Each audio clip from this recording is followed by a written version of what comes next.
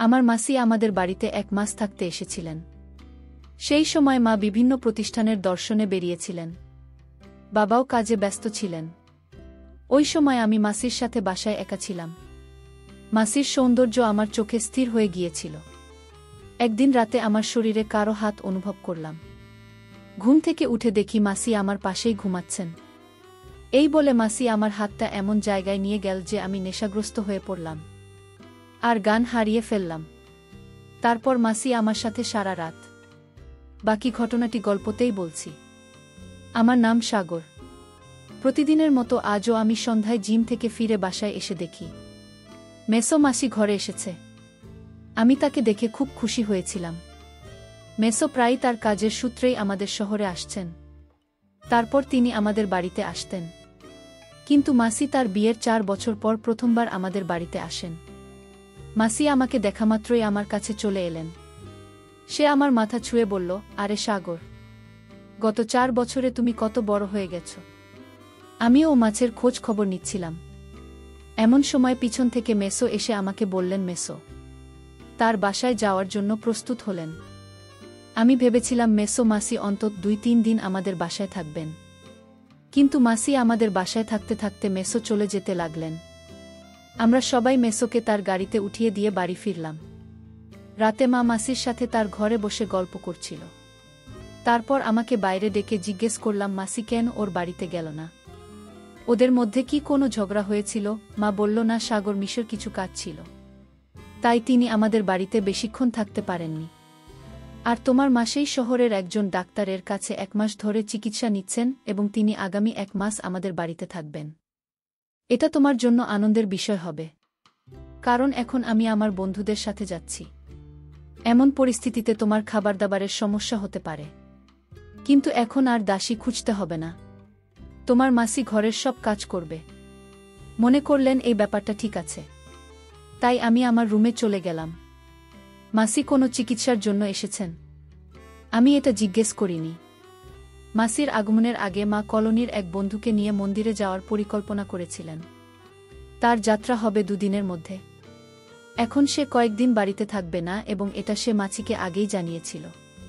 মাসি বললেন, তুমি কোনো চিন্তা না করে দর্শনে যাও দিদি, আমি ঘরের সব কাজ করব আর সাগরকে খুব ভালো করে দেখাশোনা করব। পরদিন পরিকল্পনামাফিক মা তার বন্ধুদের নিয়ে ঘুরতে রওনা হলেন। তার যাত্রা ছিল 15 দিনে। আমার বাবা প্রায় তার পরিবহন ব্যবসার কাজে বাইরে থাকতেন এবং তিনিও গতকাল সকালে শহরের বাইরে চলে যান। এখন আমি মাছের সাথে বাসায় একা ছিলাম। মা বাড়ি থেকে বের হতেই আমাকে বারবার কল করতে লাগলেন। তিনি আমাকে নিয়ে খুব চিন্তিত ছিলেন। সন্ধ্যায় বাসায় এসে খাবার তৈরি করতে রান্নাঘরে যেতে লাগলাম। তারপর দেখলাম মাসি রান্নাঘর থেকে আমার খাবার নিয়ে বের হচ্ছেন। প্রতিদিন নিজের খাবার নিজেই রান্না করতাম। মা বলতেন, আমাকে তোমার খাবার ইত্যাদিতে একেবারে অন্তর্ভুক্ত করো না। তুমি যে খাবার চাও তা নিজেই রান্না করো।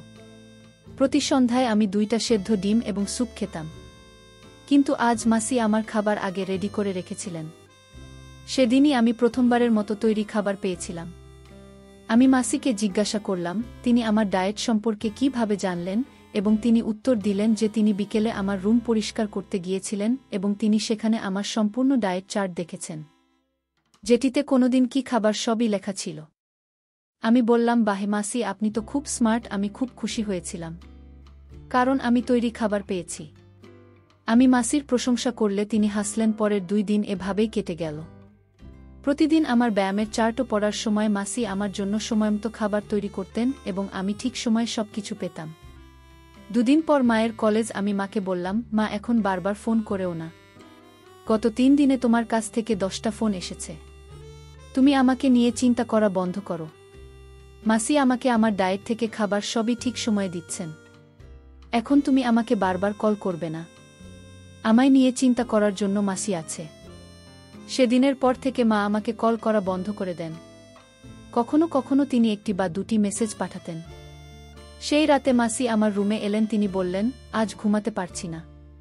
মাসি আমার সাথে কথা বলতে লাগল। কথা বলতে বলতে আমি মাসিকে জিজ্ঞেস করলাম, তোমার কি চিকিৎসা চলছে? এ বিষয়ে মাসি বলেন, মা হওয়ার বিষয়ে আমি তাকে আর কোনো প্রশ্ন করিনি। তারপর হঠাৎ বিদ্যুতের মতো একটা বিকট শব্দে মাসি ভয় পেয়ে গেলেন। ভয় পেয়ে মাসি আমার কাছাকাছি আসতে লাগলেন। আমি একটু লজ্জা পেলাম, কারণ মাসির বয়স কম। আমি ভাবলাম মেয়ে মানুষ একটু ভয় পাবে, এটাই স্বাভাবিক। তারপর তাকে সান্ত্বনা দিলাম। আমি তার থেকে নিজেকে দূরে সরিয়ে বললাম, মাসি তুমি তোমার ভাগ্নের মাসি, এই ছোট কণ্ঠে ভয় পাও কেন? আমি হেসে মাছের সাথে কথা বলছিলাম, কিন্তু তিনি আমার দিকে অন্য দৃষ্টিকোণ থেকে তাকিয়েছিলেন। তার চাহনি দেখে আমি নিজেই লজ্জা পেতে লাগলাম এবং চোখ নামিয়ে নিলাম। আমি বললাম যে আমার খুব ঘুম পেয়েছে এবং তাকে ও তার ঘরে গিয়ে ঘুমাতে বললাম। সকালে নিজের সময় মতো কলেজের উদ্দেশ্যে রওনা দিলাম। মাসি বিকেলে তার চিকিৎসার জন্য যেতেন। সেই রাতে আমি যখন আমার রুমের লাইট অফ করতে যাচ্ছিলাম, তখনই দরজায় জোরে জোরে টোকা পড়ল। দরজা খুলতেই মাসির সামনে আতঙ্কিত হয়ে আমার রুমে ছুটে এল। মাসি আমাকে দেখামাত্র ভয় পেয়ে শক্ত করে জড়িয়ে ধরলেন। এখন তো বজ্রপাতের শব্দ ছিল না, তাহলে তার ভয় পাওয়ার কি ছিল? আমি প্রথমে তার মাথায় হাত বুলিয়ে তাকে শান্ত করলাম। সে বলল, সাগর, আজ আমি দিদির ঘরে একা ঘুমাতে পারব না। আমার অদ্ভুত অদ্ভুত চিন্তা আসছে। হয় তুমি আমার ঘরে ঘুমাও, না হয় আমাকে তোমার সাথে তোমার ঘরে ঘুমাতে হবে। আমি মাসিকে শান্ত করে জিজ্ঞেস করলাম, তুমি কিসের ভয় পেয়েছ? এই বিষয়ে মাসি বললেন, আমি যে ডাক্তারের কাছ থেকে চিকিৎসা নিচ্ছি, তিনি আমার সঙ্গে কি করবেন বলতে পারব না, তাই আমি ভয় পাচ্ছি। আর আমার মাথায় বারবার অদ্ভুত ভাবনা আসছে, যেন সেই ডাক্তার আমাকে এই কথা বলল। মাসির এত কাছে থাকাটা আমার মনে হয় অদ্ভুত চিন্তা নিয়ে আসছিল। জানি না মাসির কি হয়েছে, তার ভিতর মুখ কিছুক্ষণ আগেই দেখেছি, তাই বারবার ওকে নিজের থেকে দূরে রাখতে পারছিলাম না।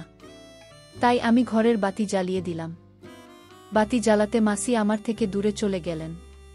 পরের দিন আমি আমার মাসির সাথে সেই হাসপাতালে গেলাম যেখানে তিনি চিকিৎসাধীন ছিলেন। আমি হাসপাতালের পরিবেশ তো আমার ঠিকই লাগল এবং ডাক্তার মাসিকে চিকিৎসা করতে লাগল। সে অনেক বড় মতো ছিল। মাসি আমাকে তার সম্পর্কে কেন এমন কথা বলছিল? মাসেই চিকিৎসা শেষ করে বেরিয়ে এল, তার মুখ বিষণ্ণ দেখাচ্ছিল। আমি যখন তাকে তার মুখ বিবর্ণ হয়ে যাওয়ার কারণ জিজ্ঞেস করলাম, সে বলল, কিছু না, আমি প্রতিদিন এই চিকিৎসা পেয়ে বিরক্ত হয়ে গেছি। মাসির বিষণ্ণ মুখ দেখে তাকে বললাম, চিকিৎসার কথা বাদ দিন, আজ আমি তোমাকে আমার সাথে সিনেমা দেখতে নিয়ে যাব। আমি ভাবলাম সে একটু ঘুরবে কি না, তাহলে হয়তো সে কিছুটা স্বস্তি পাবে, কারণ গ্রামে সিনেমা হল কোনো জিনিস ছিল না এবং মেসো মাসিকে খুব একটা বেড়াতেও নিয়ে যেতেন না। আমি এটা খুব ভালো করেই জানতাম, যত তাড়াতাড়ি সে শুনল যে আমি তাকে বেড়াতে নিয়ে যাচ্ছি, মাসির মুখ উজ্জ্বল হয়ে উঠুন। অর্ধেক মুভি দেখার পর মাসি আমার হাত ধরে কিছুক্ষণের মধ্যেই আমার কাঁধে মাথা রেখে ঘুমিয়ে পড়লেন। বাসায় আসতেই মাসি বললেন, সাগর, আজকে তুমি আমায় একটা স্মরণী দিন করে দিল, আমি এই দিন ভুলব না। তিনি আরও বললেন, আজ মনে হচ্ছিল আমি নিজের সাথে না, আমার প্রিয়জনের সাথে গেছিলাম। মাসের কথা বলা বন্ধ করে দিন। কিন্তু আমি বুঝতে পারলাম প্রিয় বলতে কি বোঝাতে চাই। আমি তোর কথা এসেছিলাম এবং তাকে বাড়িতে রেখে আমার জিমে চলে গেলাম। আমি জিম থেকে ফেরার সাথে সাথে রাতের খাবার খেয়ে স্নান করতে গেলাম। স্নানের পর রুমে গান শুনে মনকে সতেজ করছিলাম। তখন হঠাৎ মনে হলো আমার রুমে বা বিছানায় কেউ একজন এসেছে। আমি চোখ খুলে দেখি মাসি আমার সামনে দাঁড়িয়ে আছে। মাসি আমার সামনে অন্যরকম অবস্থায় দাঁড়িয়েছিলেন, প্যান্ট শার্ট পরে দাঁড়িয়েছিলেন। মাসিকে এমন দেখা মাত্রই আমার অবস্থা খারাপ হয়ে গেল। তখনই আমি ওকে আমার থেকে দূরে ঠেলে দিয়ে বললাম, মাসে কি করছিলেন? মাছি উত্তর দিলেন, সাগর, তুমি প্রতিদিন এত পরিশ্রম করে জিম থেকে ফিরে আসে, আমি শুধু তোমার পরিশ্রম বা কষ্ট দেখছিলাম। ভালো না লাগলে দুঃখিত বলে মাসি আমার দিকে পিঠ ফিরিয়ে দাঁড়ালেন। আমি বললাম, মাসি, আপনার ভাগ্নের পরিশ্রম দেখার অধিকার আপনার আছে। আপনি হঠাৎ এসেছিলেন, তাই আমি একটু ঘাবড়ে গিয়েছিলাম। মাসি কখনো আমার প্রশংসা করতে ক্লান্ত হননি। আমার প্রতি মাসির আচরণে হঠাৎ পরিবর্তন দেখে আমি ভাবতে লাগলাম আমি ওকে আমার রুম থেকে দূরে ঠেলে দিলাম। আজ রাতেও মাসি আমার রুমে এসেছিলেন এবং এবার তিনি সীমা অতিক্রম করলেন। তিনি আমার মায়ের একটি টি শার্ট পরে এসেছিলেন। আমি তাকে জিজ্ঞাসা করলাম, আপনি কোথায় যাওয়ার প্রস্তুতি নিচ্ছেন? এই বলে মাসি বলল, সাগর, তোমাকে কি সব শিখিয়ে দিতে হবে? যাই হোক, কয়েকদিনের জন্য আমার শ্বশুরবাড়ি যেতে হবে। সেখানে আমাকে বাড়িতে পড়তে দেওয়া হবে না। এখন যদি আমার ইচ্ছেগুলো পূরণ না করেই কবে করব? এই কথা বলতে বলতে মাসি আমায় জিজ্ঞেস করলেন, সাগর, তুমি আমাকে কেমন পছন্দ করো? আমি বললাম, তুমি খুব সুন্দর। আমি যখন তাকে বললাম সে কত সুন্দর, সাথে সাথে আমার দিকে এগিয়ে এসে বসল। মানুষের আচার আচরণ এখন আমার কাছে একটু অদ্ভুত লাগতে শুরু করেছে। আমি যখন ওকে ওর রুমে ঘুমাতে বললাম, তখন মাসি বললেন, আমি একা ঘুমাতে অভ্যস্ত নই। একা ঘুমাতে ভয় লাগে এই বলে সে আমার রুমে শুয়ে পড়ল। যখন তাকে মাছি আমার ঘরে ঘুমাতে শুরু করেছে তারপর থেকে রাতে ঠিকমতো ঘুমোতে পারিনি। সেই রাতেও মাসে ঘুমের মধ্যে ঘোরাতে লাগলেন মাসির। এমন কাণ্ড দেখে সারা রাত মেঝেতে ঘুমাতে পারিনি। এভাবে আর কতদিন চলবে কিছুই বুঝে উঠতে পারছিলাম না। এখন আমার মনে হতে লাগল যে মাছির যত তাড়াতাড়ি সম্ভব তার বাড়িতে ফিরে যাওয়াই উচিত, কারণ দিন দিন তার দৃষ্টি আমার দিকে সংকীর্ণ হয়ে যাচ্ছিল। পরের দিন দুপুর 12টায় ঘুম থেকে উঠে রেডি হয়ে ঘর থেকে বেরিয়ে দেখি বাবা বাইরে। আমাকে দেখামাত্রই বাবা বললেন, সাগর উঠেছে করতে এত সময় লাগল কিভাবে? আমি বাবার কাছে মাসির অভিযোগ করিনি। আমি তাকে মিথ্যা বলেছিলাম যে আমি রাতে সিনেমা দেখেছি তাই দেরি করে ঘুমিয়েছিলাম। বাবা বলল ঠিক আছে, ও খাবার খেয়ে বিশ্রাম নিতে চলে গেল। বাবা বাড়িতে এলে কিছুটা স্বস্তি পেলাম বা বিশ্রাম নিতে রুমে চলে গেলেন। ঠিক তখনই মাসি আমাকে খাবার টেবিলে খেতে বসিয়ে দিলেন।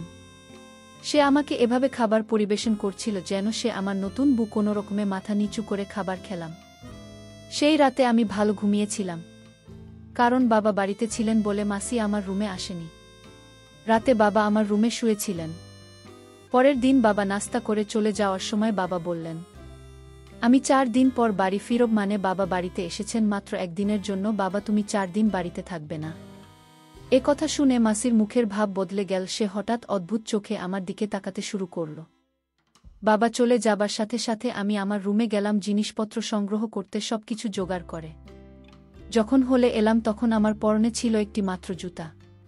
ঠিক তখনই মাসির চিৎকারের আওয়াজ শোনা গেল। তার চিৎকার শুনে আমি দৌড়ে সেখানে যাই। সাগর, তাড়াতাড়ি ভিতরে, সে আমাকে বাঁচাও। মাছি বারবার এই কথা বলছিল। তার চিকিৎসা এখনো কয়েকদিন বাকি ছিল, তাই তার কিছু হতে পারে এই ভয়ে আমি খুব ঘাবড়ে গিয়েছিলাম। তারপর সোজা বাথরুমে ঢুকলাম। যে আমি বাথরুমে গেলাম সেখানে আমি গরম জলের বাষ্প দেখিনি, গিজার লিক হতে দেখিনি। সেখানে আমি এমন কিছু দেখেছি যা আমার দেখা উচিত হয়নি মাসিকে। আমি এমন অবস্থায় দেখলাম যে অবস্থায় তাকে দেখা আমার উচিত ছিল না। আমাকে এখান থেকে যেতে দাও। আমি তাকে বললেও মাসি আমাকে ছাড়তে রাজি ছিলেন না।